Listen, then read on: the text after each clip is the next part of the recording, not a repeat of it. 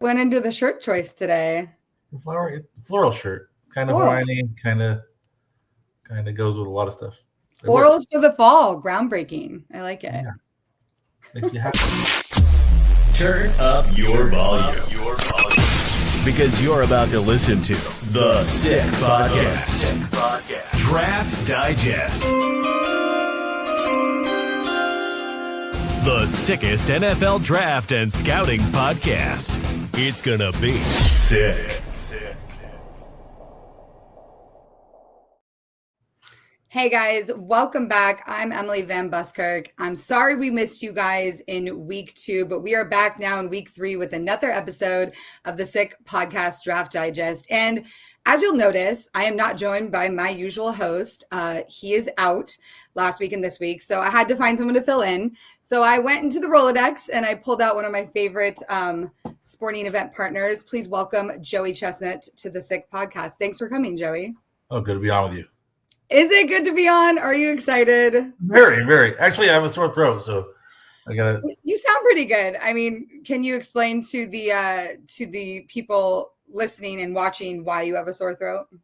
I don't. It's probably a lot of traveling. I was in San Francisco on Friday, and then Tennessee on Saturday. Did the red eye out there and went to the Tennessee Georgia game, and yeah. Now finally, when I get a rest, my body gives out. Well, I was going to say, I thought it was the game that you went to Saturday that probably made you lose your voice. But, I forgot you had been traveling prior to that. I got to ask you before we get into football stuff, like how was you grew up in the Bay Area, and I'm assuming, I know you probably went to more A's games than Giants games when you were young. When I was really young, went to A's games because I was in the Bay, then went to college at San Jose State. And right. There's a great train that goes from San Jose to San Francisco, and you can have beers on it. And so I went to a lot of Giants games, and it's just a Giants stadium it's just an amazing place. It's beautiful. It really is. Do you have like a favorite memory from an A's game that now obviously the A's are no more in Oakland, so RIP to all those, but do you have like a favorite A's game memory? Yeah, jeez. Or is that too long ago? Been in the outfield a long time ago, seeing Mark McGwire home run. That stands out. Okay. That was awesome. I remember going back to Candlestick. I used to go to Candlestick, and how cold Candlestick was. It was even colder than Oracle Park. It's a lot of memories of baseball in the Bay. Well, were you surprised at how the Giants Stadium looked? I mean, they've done so much to it, and it's very high tech, like really nice. The food is all really good. Were you surprised by that? It's always been as soon as they opened it up, it's been around for like 20 years now. Yeah. But every year they do like something cooler, something different. It's always been top notch. They've done a good job. Man, that team was making. Are they out of it now, or are they still have a chance? Honestly, like I don't really follow. They have a chance at wild card. They did on Friday, but all I know is I saw in the headlines that the A's are out of contention. They made a big deal about being like, oh, their first year in Sacramento and they're not in the playoffs. No, A's. That's all right. They are a tough team. They're gritty. They are. They'll figure it out. I don't know that they'll make it to Vegas, to be honest, but that's a whole nother topic for the podcast. Okay, so we missed last week, unfortunately, but we're now back into week 3 of college football. Tell the people you're a football fan. Like I think you prefer pro, right? Though I like pro. I really enjoy college football. Okay. I enjoy the energy of college, especially these big SEC games. Mm-hmm. And man, Tennessee was beautiful. There were over 100,000 people out there. And I know, and you were sending us pictures. We were talking to Kim during the game. And what was the experience like, especially in that last, end of the game down to the wire? Was it crazy? It was intense. That poor kicker. You feel bad for him. Oh man. Kickers it's tough because if you don't do your job, it's your one job. And if you don't do it, you know what? It's a lot. It's putting a lot of pressure on one person when the whole team had a lot of other opportunities. But it's they seemed like they were dominating the game, and they kind of gave it up second half. Did anybody tell you about Tennessee quarterbacks? So Joey Aguilar, one of my favorite quarterbacks this year, he's actually a San Francisco City College transfer. Did you know that? I did not know that. Yeah. He's the guy from USC or the guy from Tennessee. Oh, the Tennessee okay. quarterback. Yeah, Joey Aguilar. He had an incredible game, 371 yards, 4 touchdowns. He's also a really great runner. I was hesitant on him in the beginning of the year. I was not really sold, but I am fully on board with him. But I love that he's from the Bay Area and he went to San Francisco City College.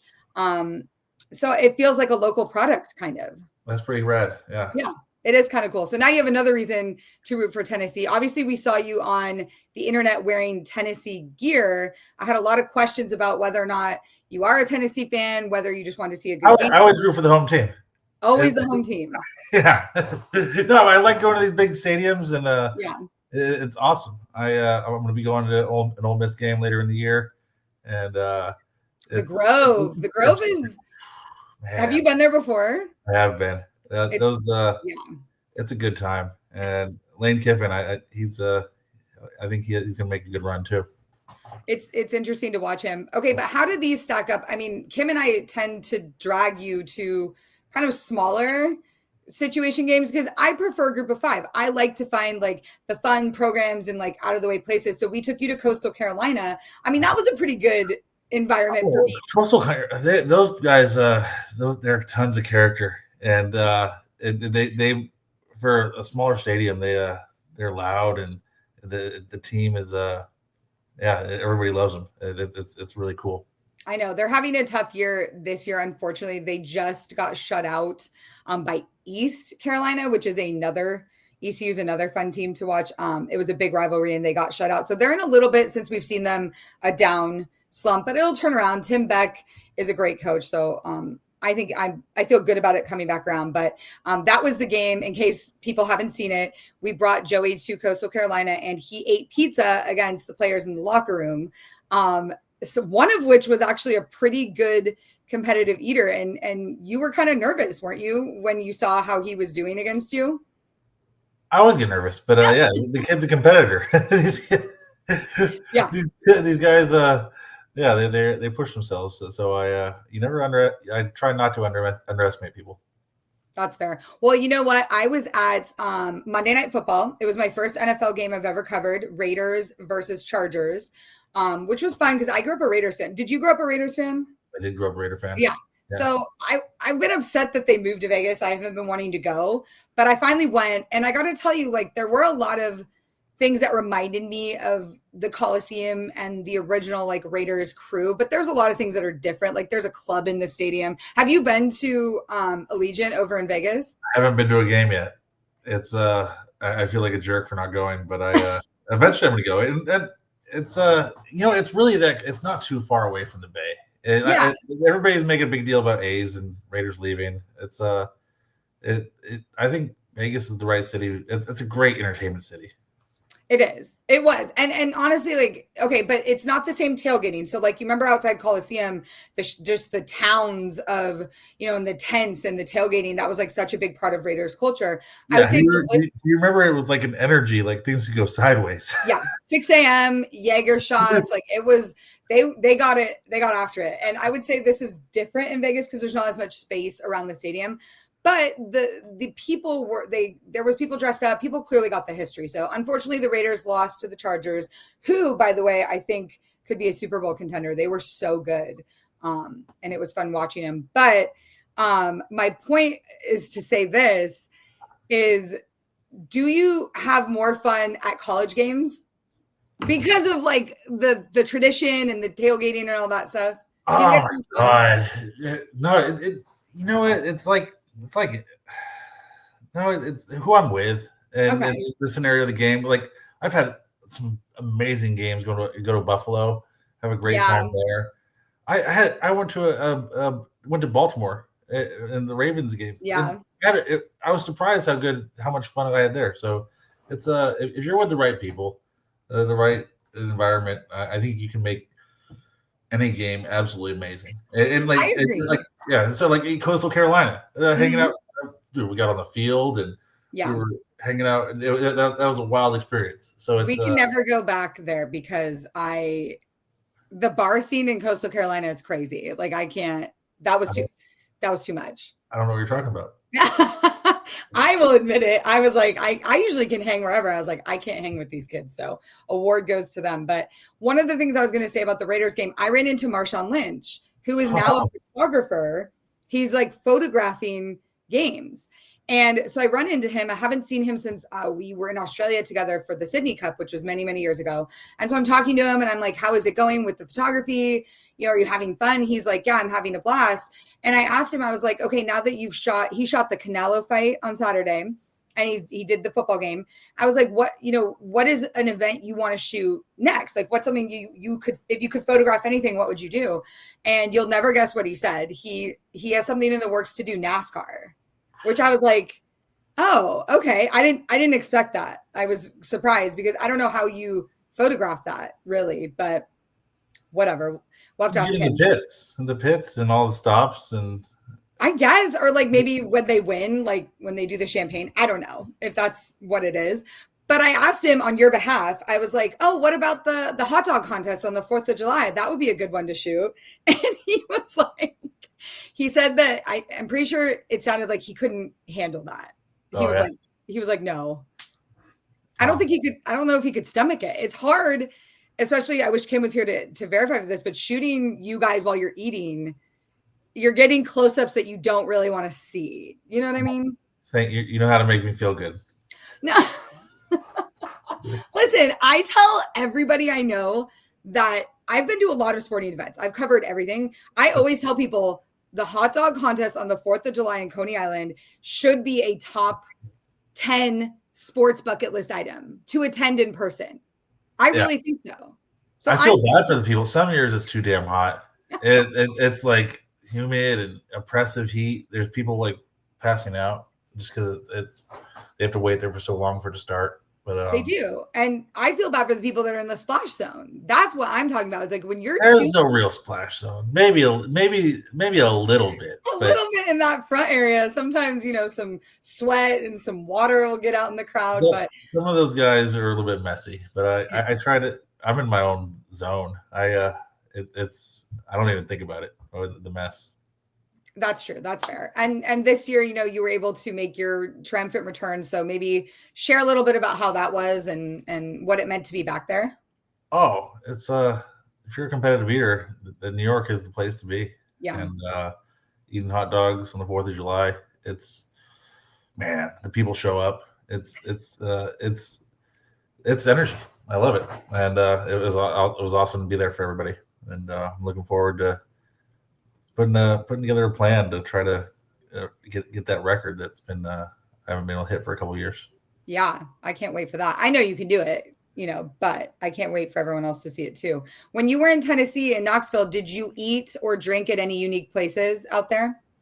Oh, what was I hit a lot of tailgates. Dead End Barbecue. Dead End Barbecue does a good job.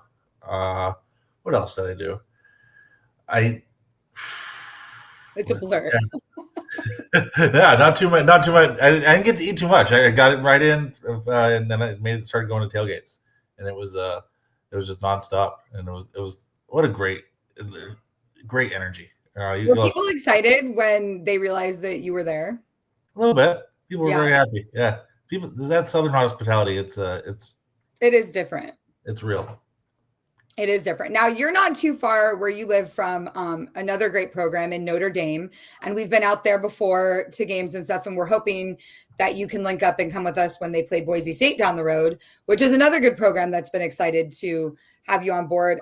What was your takeaway from the difference at a game like Notre Dame, which is like kind of more, I would say like traditional and the crowd isn't quite as crazy versus the SEC game that you saw?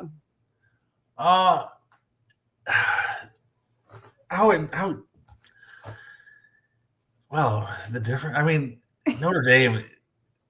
They're both hugely popular schools, right? Rabid fans. I mean, it's not like Notre Dame had like 40,000. I think Notre Dame still has like 75,000 people. It's a big stadium. And their tailgating area is huge. Yeah. I think there's a lot of people. It's kind of weird because there's a lot of people tailgating who don't even go to the game there. So Really? that's another place where it was great energy. Like you walk in, you see touchdown Jesus, and it's like it's that goes back to that great college football energy, and there's history, and there's one thing about Notre Dame. Yeah, you'll see a lot of people who've been going to tailgates and games for 50 years. Yeah.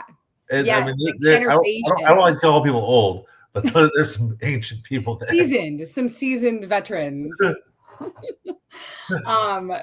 That I know that was one thing I noticed is that you get like generations of families going to those games. And I've heard that with some programs it's like that. We're trying to go to Penn State in 2 weeks for the whiteout game, and I've heard Penn State's like that. They just have family generations that go out to games every weekend. So were Georgia fans nice to you even though you were in Tennessee gear? It was funny because I went to a Georgia game last year, and yeah, that's right. And so they're we're in Georgia gear last year. I'm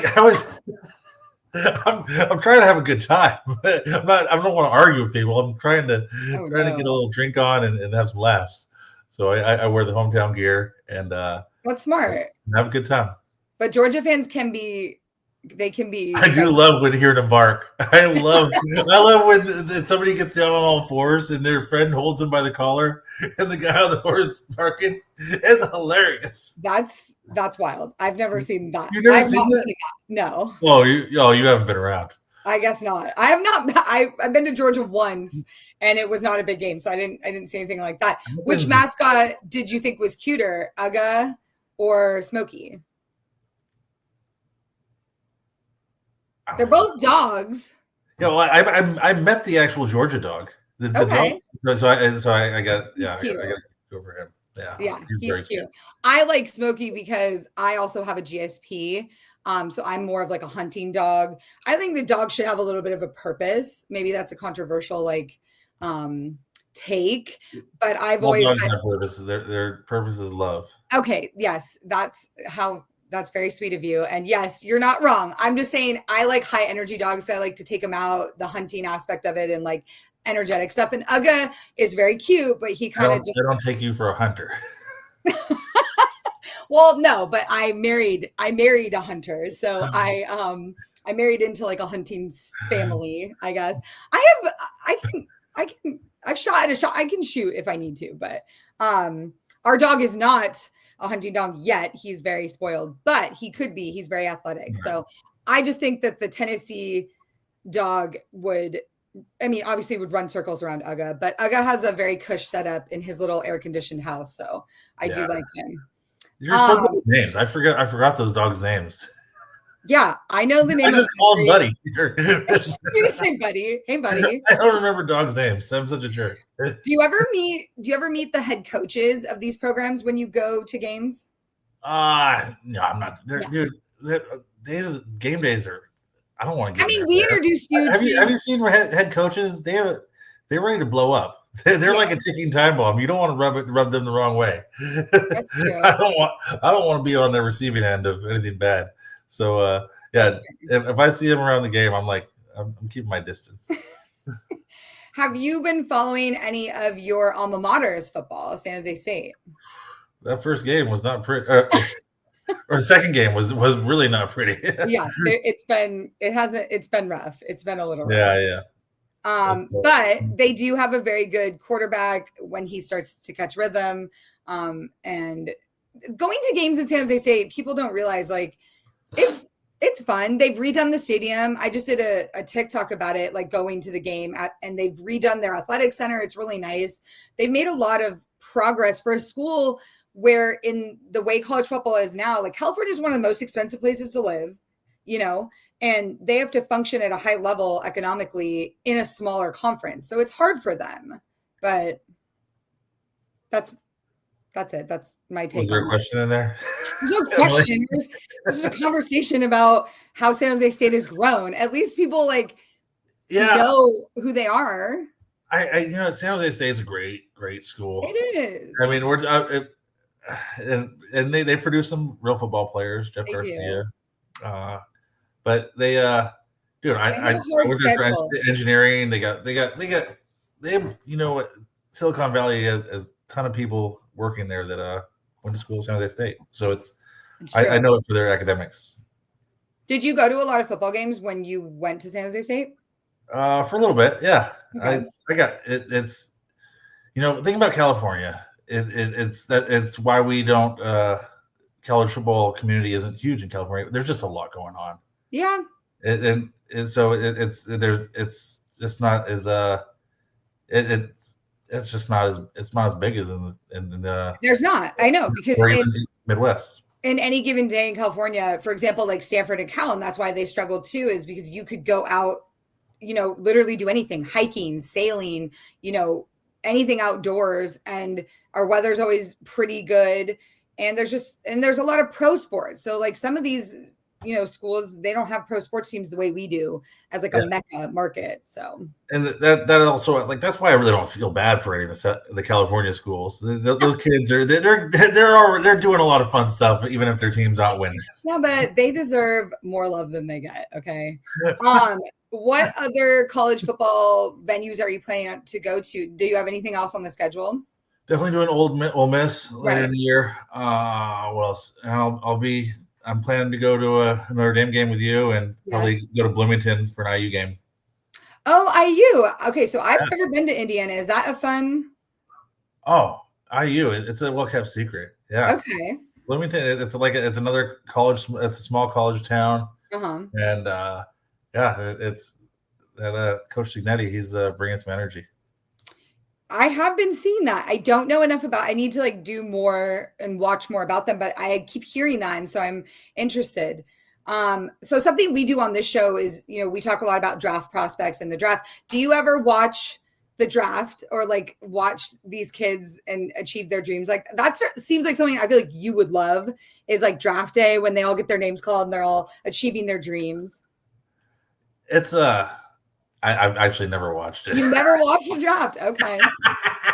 Okay, we need to change that. Well, you should have given me some warning what we're talking about. Well, I'm not asking you a question. I'm just curious if that's ever appealed to you, because it's I like everybody was aware of Shedeur Sanders, and his story this year. That was tough.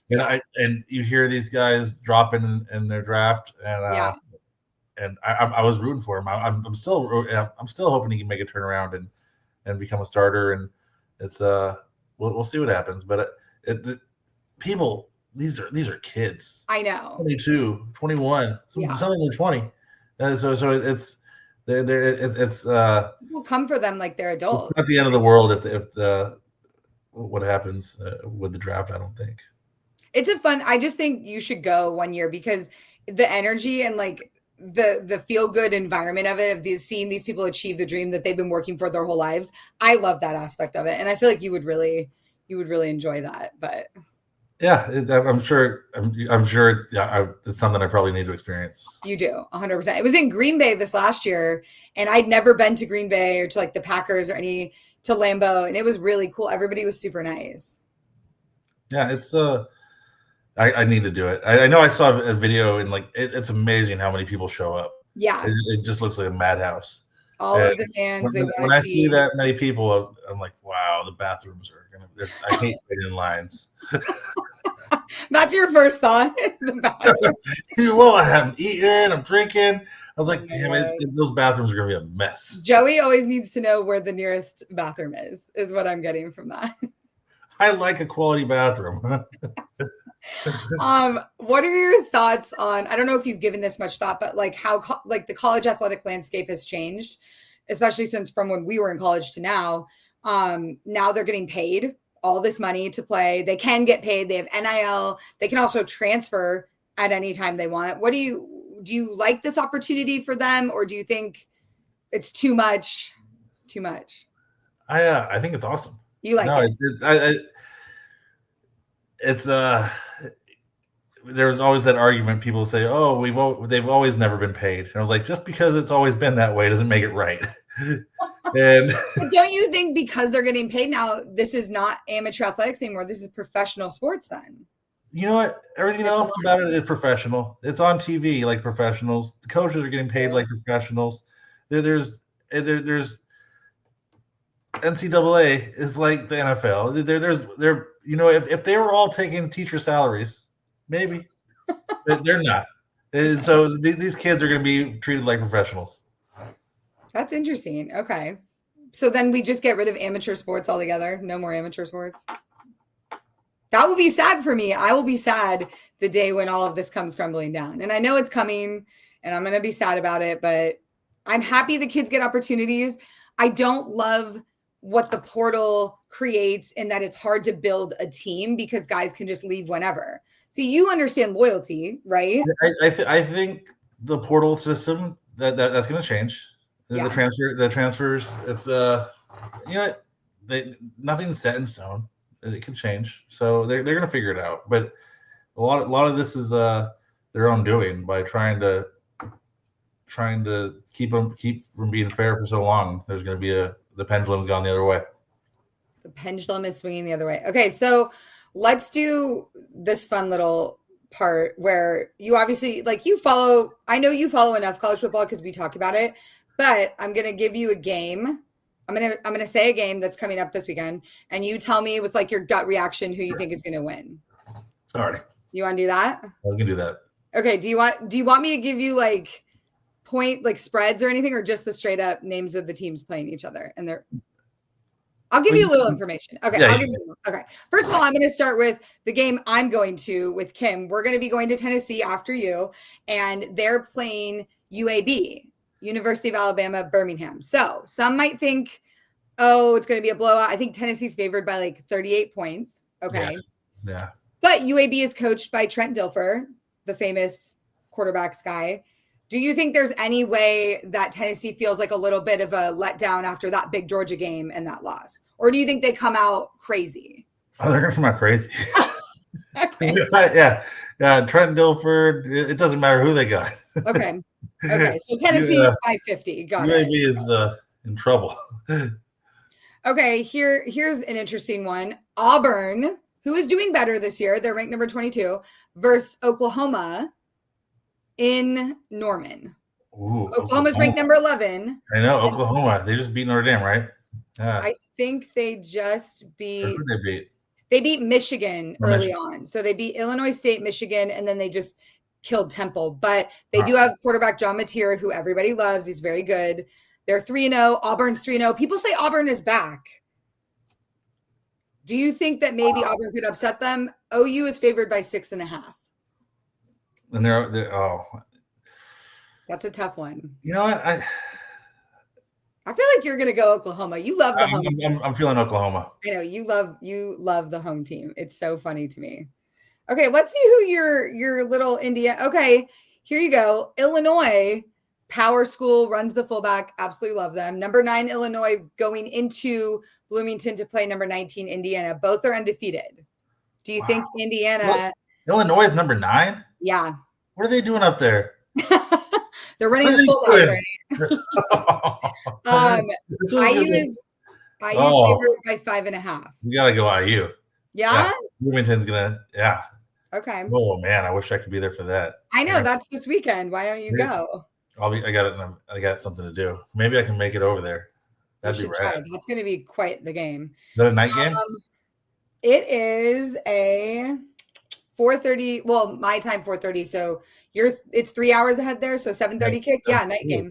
I might be able to make it. All that's a good one. Okay, here's an interesting one. USC, always kind of good, kind of not. Always the bridesmaid. They're ranked. They made the ranking. They made it into the top 25. They're 25. They're 3-0. They're playing at home against Michigan State. And Michigan State is also 3-0 in the Big Ten as well as USC. They're both 3-0. Do you think USC is favored by 17 points at home against an undefeated Michigan State? I feel like that's a mismatch. Michigan State's a weird school. Yes. Remember last year they beat Michigan, University of Michigan, or it's. I don't remember if they beat Michigan, but they have done some weird things, and they've had some great. No, maybe it wasn't that. Yeah, maybe it wasn't last year. You know what? No, yeah, I'm going. Let's do USC. I'm keeping on with the home. Oh my god, I got to give you one where you're going to pick the away team here because that's That's crazy. Okay, let's see. What's another good one? Ooh, okay. Have you ever been to a Nebraska game? Oh yeah, the Cornhuskers. They eat corn the long way. I love Nebraska and I love like how they play football. Okay, so Michigan, speaking of Michigan, number 21 Michigan, they're 21 right now. They're 2-1. I believe their loss. Oh yeah, they lost to Oklahoma. So they beat New Mexico and they beat Central Michigan. They haven't really played anybody. They go into Nebraska in a midday game. Michigan's favored going into Nebraska by 1.5. Do you think that they win, or do you think Nebraska can upset them? They're a top 25 team. Let's go with no. I think the home team's going to lose on that one. Let's go. With You Michigan. do think that? Okay. But do you think it'll be? I mean, I love Matt Rule, the coach there. I think he's incredible. I would actually pick Nebraska in this one because that's such a like that the points there are crazy. But I've never been to a Nebraska home game, so I don't know what that's like. I haven't. Well, I've been to it. I've seen them play, but I haven't been to their home. Okay, here's one more crazy one. I don't think you're gonna have any idea on this one, but Texas Tech. Have you ever been to Lubbock? No. Yeah, I love Lubbock. I think it's great. They're ranked 17. This is the 11 a.m. game on Fox. They are playing at Utah. Have you ever been to Utah? The Utes? Yes. Wow. Number 17 Texas I had a Tech. lawyer that was the quarterback there. Oh, really? Long. Wow. So you kind of have to pick them. But number 17 Texas Tech at number 16 Utah. Both teams are 3-0. Utah's favored by basically a field goal. Do you think we gotta go with Utah? You think? Yeah. I don't know, man. Texas Tech is a very good offense. Well, no. Okay. We're going Utah. See, I wonder how I'm going to have to check back next week and see how right you are on some of these, because maybe you're like an oracle and we just didn't know it. You're really good at this. I'm definitely not. So take this with a grain of salt. Okay, last question. What do you think your thoughts are on, because this is a big topic, Arch Manning, the Texas quarterback? Do you have an opinion on it? Everyone's weighing in about, maybe he's not as good as people think. You know, it hasn't gone Texas's way, especially after that Ohio State game. I don't know if you watched that, but do you have an opinion on all the Arch Manning hype? No. I think I go back to thinking how young these guys are. How old is he? Is he 20 yet even? He's still young. He's just having a couple bad weeks. Yeah. Well, he's 21. He's 21. Okay. He can drink. You know, he can. No, he's maybe that could be the problem. Who knows? He's learning. You know, just say he's still learning. He's young. Yeah. And I don't. It's calling somebody overrated. When we know he has raw ability is weird. It is weird. Speaking of like the Mannings, do you have anybody? I mean, you've been in an incredible industry yourself. You hold all these records. You're very highly regarded. So when I go places, people always say they want to meet you, but do you have someone in the sports world that if you could go, have lunch with them or play around a golf or whatever, is there someone that you haven't met yet that you want to meet? I don't think I've ever asked you this. Who would I like to meet? Yeah. Like, is there somebody, like a Tiger Woods or I don't know. It's no. I'd like, there's tons of people, I've met. Yeah. So I love meet people who are happy. Anybody who's happy is it's in my wheelhouse. I like meeting. I mean, yeah. I remember when I met Caitlin Clark. She's just so cool, and I'm so happy I got to meet her. Wow! And, shout out women's sports. Good job. So good people are. It's great to meet them. It is good. So can we confirm we're going to see some record breaking at next year's hot dog contest? I can't confirm that. Every year